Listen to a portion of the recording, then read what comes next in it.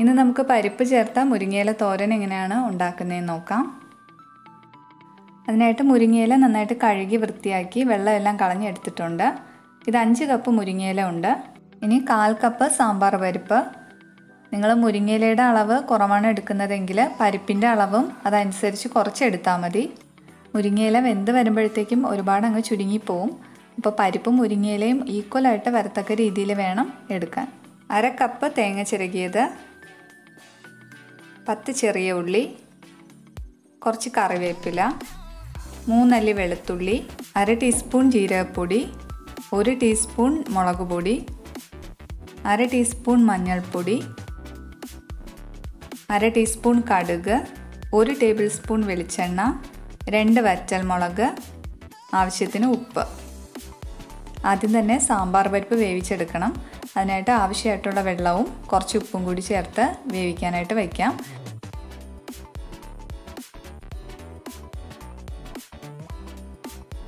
ഇത് വെന്ത് വരുന്ന സമയം കൊണ്ട് നമുക്ക് അരപ്പ് റെഡിയാക്കി എടുക്കാം.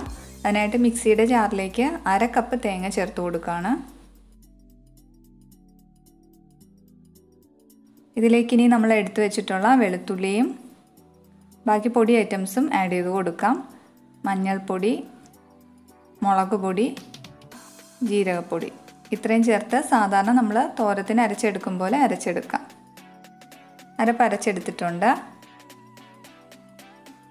ഇനി നമ്മൾ വേവിക്കാനായിട്ട് വെച്ച പരിപ്പ് നോക്കാം. പരിപ്പ് വെന്തിട്ടുണ്ട്, ഉടഞ്ഞു പോയിട്ടില്ല. ഈ ഒരു കണക്കിനാണ് വേവിച്ചെടുക്കേണ്ടത്. ഇനി ഇതിൻ്റെ വെള്ളമെല്ലാം കളഞ്ഞെടുക്കാം. അപ്പം ഞാനിവിടെ ഒരു സ്ട്രെയിനറിൽ എടുത്ത് വെച്ചിട്ടുണ്ട്. ഇനി ഒരു പാനിലേക്ക് നമ്മൾ എടുത്തിട്ടുള്ള എണ്ണ ചേർത്ത് കൊടുക്കാം. എണ്ണ നന്നായിട്ട് ചൂടായി വന്നിട്ടുണ്ട്. ഇതിലേക്ക് കടുക് ഇട്ട് കൊടുക്കാം. കടുക് പൊട്ടി വന്നിട്ടുണ്ട്. ഇനി വറ്റൽമുളകൊന്ന് ഫ്രൈ ആയി വരുമ്പോൾ കറിവേപ്പില ചേർത്ത് കൊടുക്കാം. ഇതെല്ലാം കൂടി നന്നായിട്ട് ഫ്രൈ ആയി വന്നിട്ടുണ്ട്. ഇനി ഇതിലേക്ക് ചെറിയ ഉള്ളി ചേർത്ത് കൊടുക്കാം. അപ്പോൾ ചെറിയ ഉള്ളി വട്ടത്തിന് നൈസായിട്ട് അരിഞ്ഞെടുത്തിട്ടുണ്ട്. അത് ഇതിലേക്ക് ആഡ് ചെയ്ത് കൊടുക്കാം. ഇത് നന്നായിട്ട് വഴറ്റിയെടുക്കണം.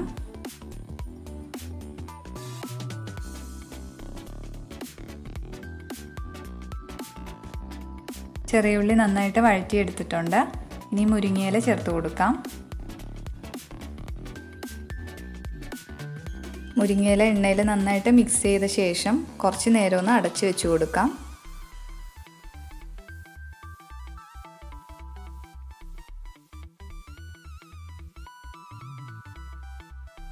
മിക്സ് ചെയ്തെടുത്തിട്ടുണ്ട്. ഇനി ഇത് അടച്ചു വയ്ക്കാം.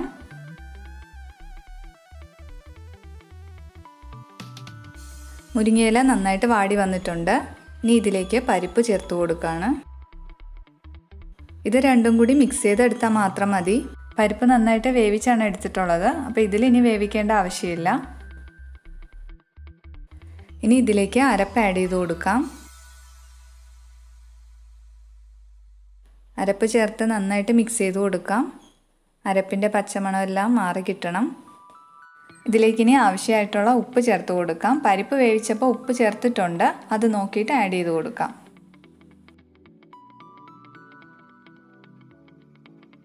ഇനി ഇത് കുറച്ച് നേരം ഒന്ന് അടച്ച് വെച്ച് വേവിക്കാം.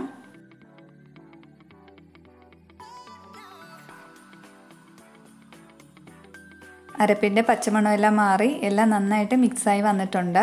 നല്ല ടേസ്റ്റി ആയിട്ടുള്ള മുരിങ്ങയില പരിപ്പ് തോരനാണ്. എല്ലാവരും തീർച്ചയായിട്ടും ട്രൈ ചെയ്ത് നോക്കണം.